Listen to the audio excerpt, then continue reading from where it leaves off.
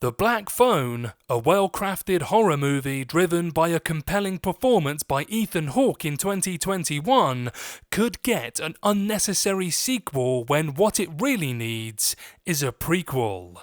Let me know in the comments section if you would prefer a sequel or a prequel to The Black Phone. But before I break out of the basement and head up the stairs to see a creepy middle-aged man sat in his underwear,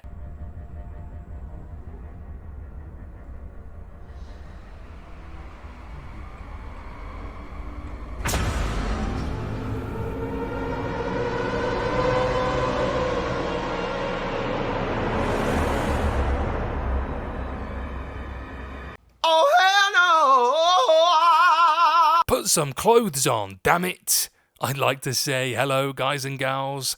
I'm Nick, and welcome to 30's Feedback. So, Scott Derrickson's film followed resourceful 13-year-old Finney Shaw, who must plot his escape after being abducted and imprisoned in a soundproof basement by a masked killer. A phone on the wall, which Finney thinks is disconnected, starts to ring, and the voices of the murderer's victims guide Finney's plan as he toils to outsmart his sadistic captor and prevent them from ever harming another child ever again. Derrickson has said that making The Black Phone 2 would depend on Ethan Hawke's return as the Grabber. It was one of the most arresting horror movies in recent years because of Hawke's chilling portrayal of the serial killer, but including him in a sequel would be concerning, particularly given the way the ending of The Black Phone.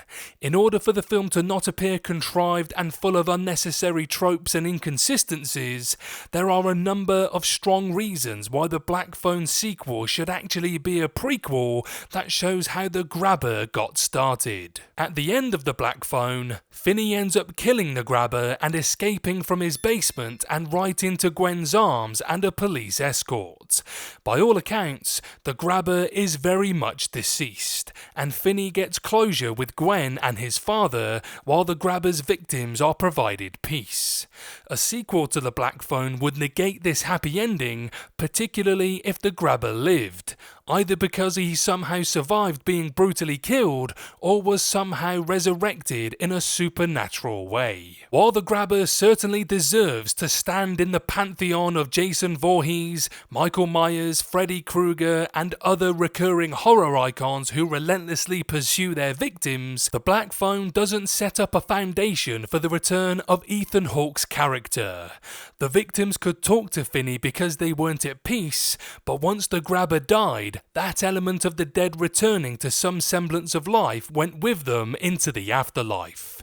It could only work if one of the Black Phone's characters was a copycat killer or an accomplice. The Black Phone effectively ended the Grabber's story as well as Finney Shaw's, so there's nowhere for it to go unless resurrection was introduced in a way similar to Michael Myers in the Halloween films. A prequel to The Black Phone would present the unique opportunity to tell the Grabber's origin story.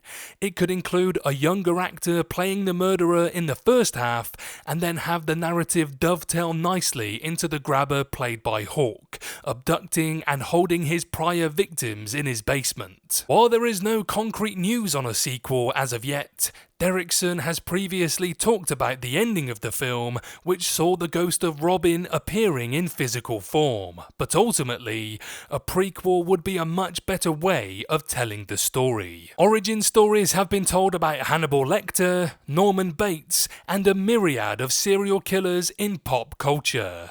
Fans of horror icons and of Hawke's will watch an origin story about the Grabber provided it's directed by Derrickson's steady hand and has the same tight, gripping pacing, visuals and tone.